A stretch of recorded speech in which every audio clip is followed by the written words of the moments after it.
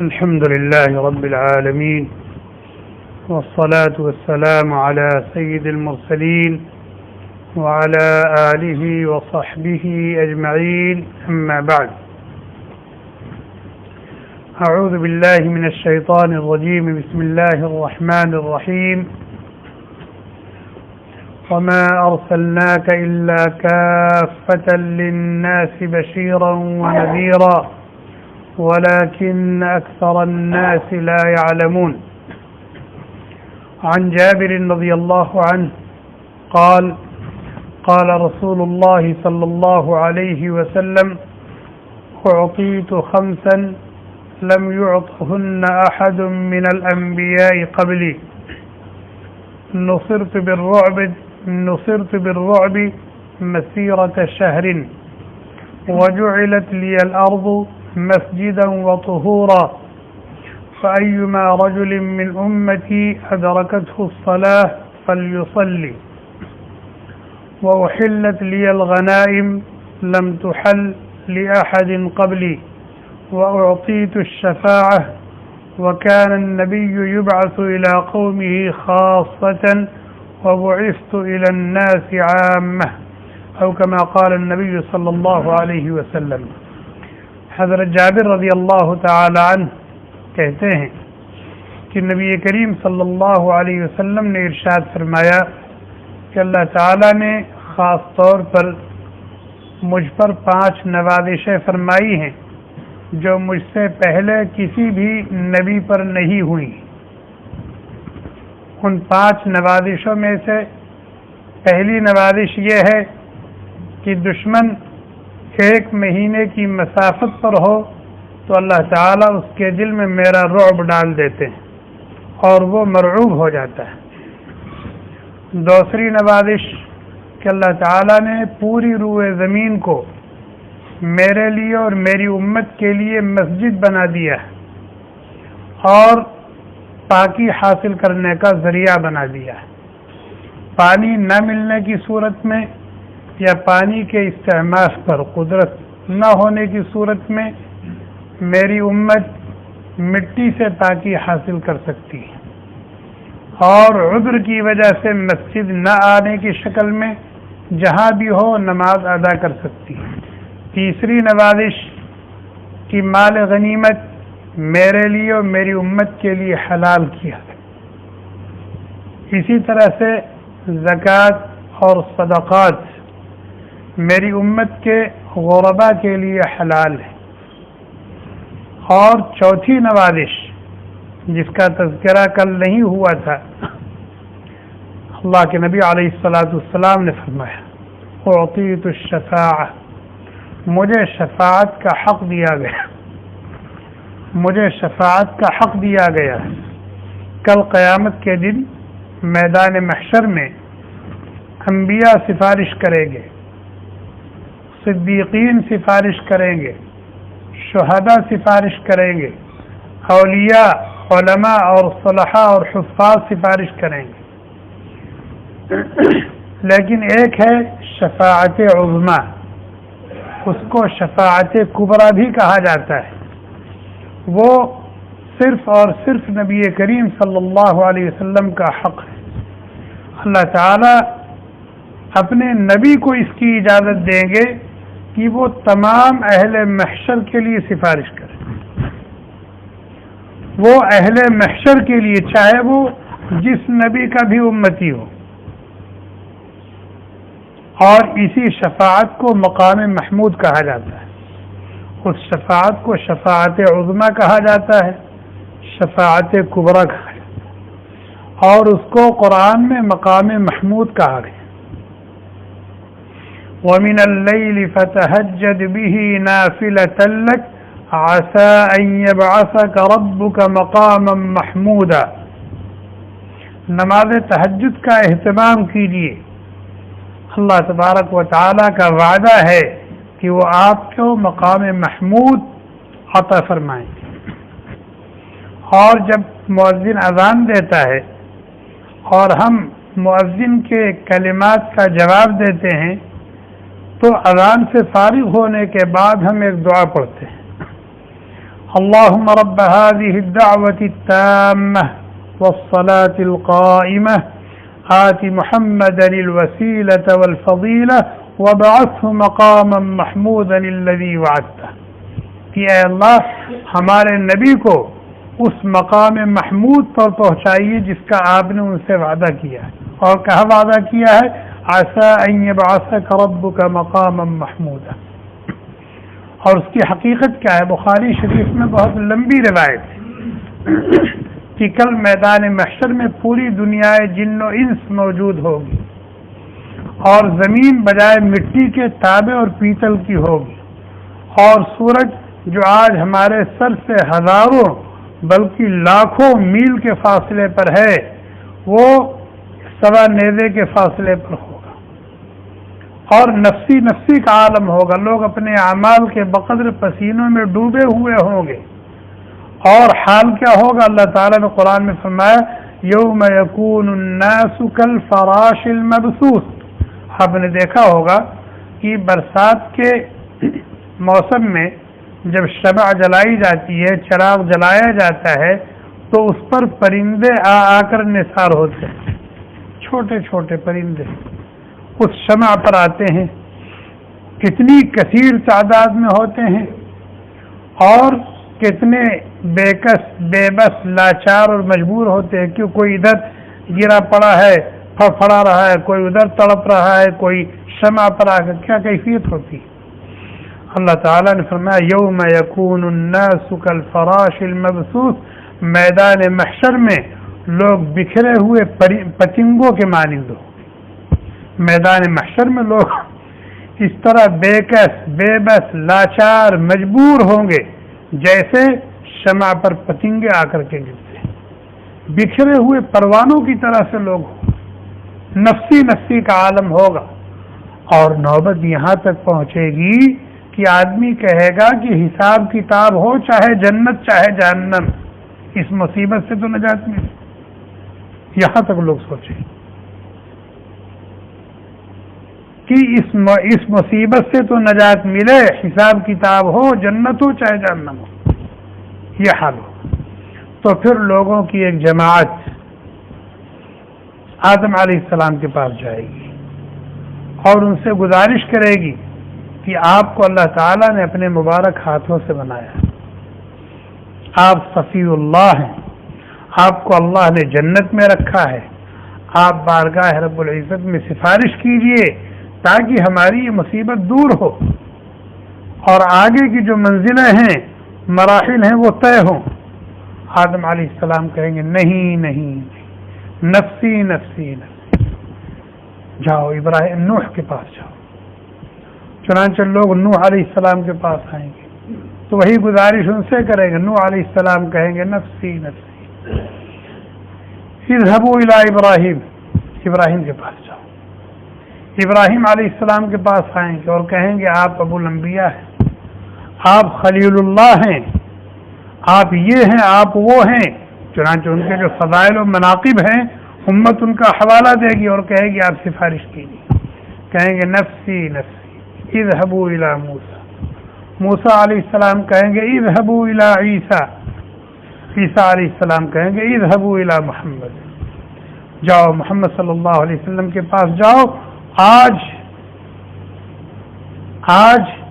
انہی کا حق ہے کہ وہ بارگاہ رب العزت میں کچھ لب کشائی کر سکے، کچھ عرض کر سکے۔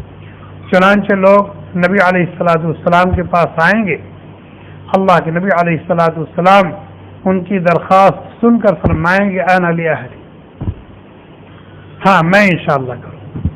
اس کے بعد نبی علیہ الصلوۃ والسلام عرش کے نیچے جا کر سجدہ ریز ہوں گے، اور آپ نے فرمایا کہ میں اللہ تعالیٰ کی ایسی تعریف کروں گا، ایسی تعریف کروں گا، ایسی تعریف کروں گا کہ مجھے اس وقت خود نہیں پتا کہ میں کیسے تعریف کروں گا۔ اسی وقت اللہ تبارک و تعالی میرے قلب پر کلمات حمد و ثنا اتاریں گے، القا فرمائیں گے، تو ان الفاظ ان کلمات کے ذریعے سے میں اللہ کی تعریف کروں گا۔ پھر اللہ تبارک و تعالی فرمائیں گے ارفع رأسک سل تعطى، سر اٹھائیے، سر اٹھائیے، مانگیے دیا جائے گا، سفارش کیجیے، سفارش قبول کی جائے گی۔ تو پھر اللہ کے نبی علیہ الصلوۃ والسلام سفارش فرمائیں گے، اور نبی علیہ السلام کی سفارش پر پھر حساب و کتاب اور دوسرے جو مراحل ہیں وہ شروع ہوں گے۔ یہ ہے شفاعت عظمی۔ اور اس حدیث کے اندر اسی شفاعت کا تذکرہ ہے، اعطیت الشفاعہ، کہ مجھے شفاعت عظمی کا حق دیا گیا ہے، اور یہ بہت بڑا انعام ہے اللہ رب العالمین کی طرف سے۔ اس کا تذکرہ قرآن میں ہے، وَمِنَ اللَّيْلِ فَتَهَجَّدْ بِهِ نَافِلَةً لَكَ عَسَىٰ أَن يَبْعَثَكَ رَبُّكَ مَقَامًا مَحْمُودًا۔ اور ہر مسلمان بندہ اذان کے بعد دعا کرتا ہے، اور یہ دعا کرتا ہے وَابْعَثْهُ مَقَامًا مَحْمُودًا الَّذِي وَعَدتَّهُ، کہ اے اللہ نبی علیہ الصلوۃ والسلام کو مقام محمود عطا فرما دیجئے جس کا آپ نے ان سے وعدہ کیا۔ اور نبی علیہ الصلوۃ والسلام نے فرمایا کہ جو شخص اذان کے بعد یہ دعا کرے گا میرے لیے، میری شفاعت اس کے لیے واجب ہوگی، میری شفاعت اس کے لیے واجب ہوگی۔ اور اس کے علاوہ بھی سفارش کی بہت ساری قسمیں ہیں، جس کو علماء نے کتابوں میں نقل کیا ہے کہ اللہ کے نبی علیہ الصلوۃ والسلام یہ سفارش فرمائیں گے۔ نبی علیہ السلام کی سفارش پر میدان محشر کی جو آگے کی منزلیں اور مراحل ہیں وہ طے ہوں۔ نبی علیہ الصلوۃ والسلام کی سفارش پر امت کا ایک بڑا طبقہ بغیر حساب کتاب کی جنت میں جائے گا۔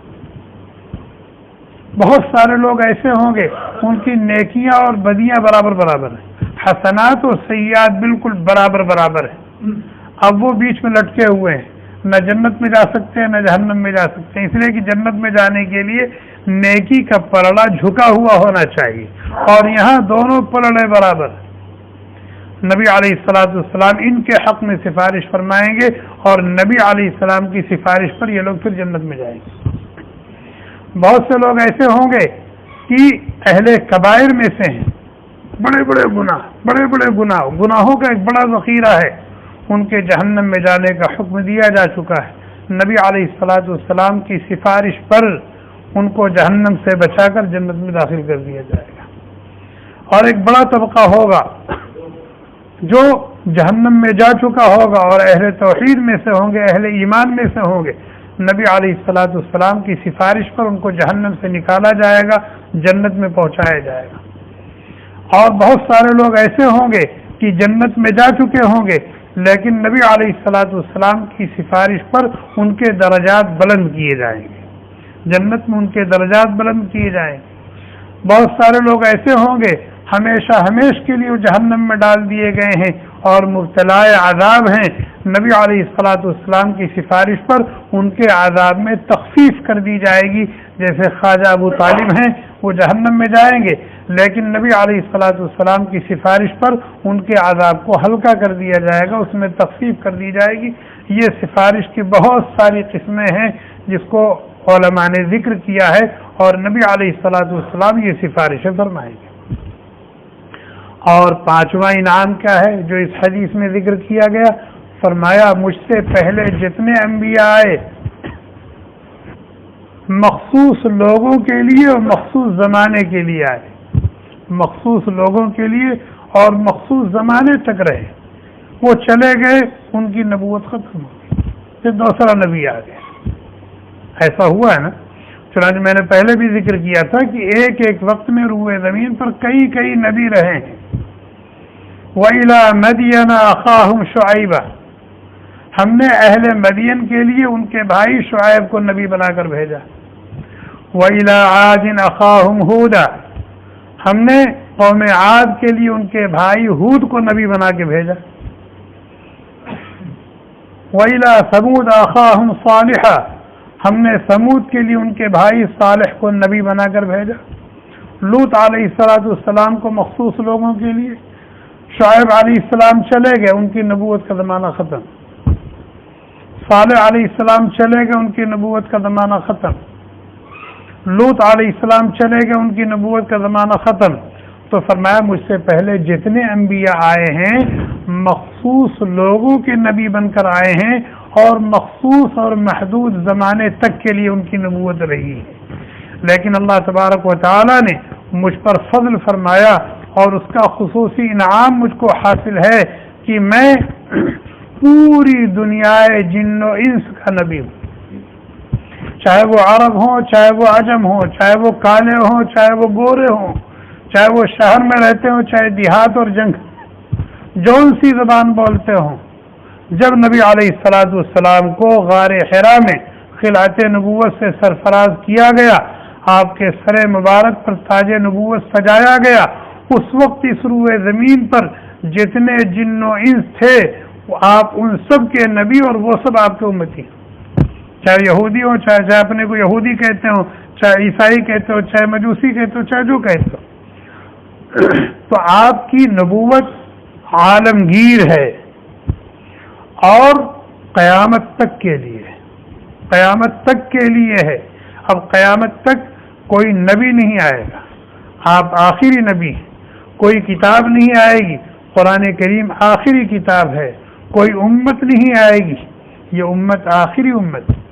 جس طرح سے اس بات پر ایمان لانا ضروری ہے کسی کے مومن اور مسلمان ہونے کے لیے کہ محمد صلی اللہ علیہ وسلم اللہ کے سچے نبی، سچے رسول ہیں، اسی طرح سے کسی کے مسلمان ہونے کے لیے یہ بھی ضروری ہے کہ وہ ایمان لائے کہ آپ اللہ کے آخری نبی ہیں، آخری رسول ہیں۔ اب آپ کے بعد قیامت آئے گی، کوئی نبی اور رسول نہیں آئے گا۔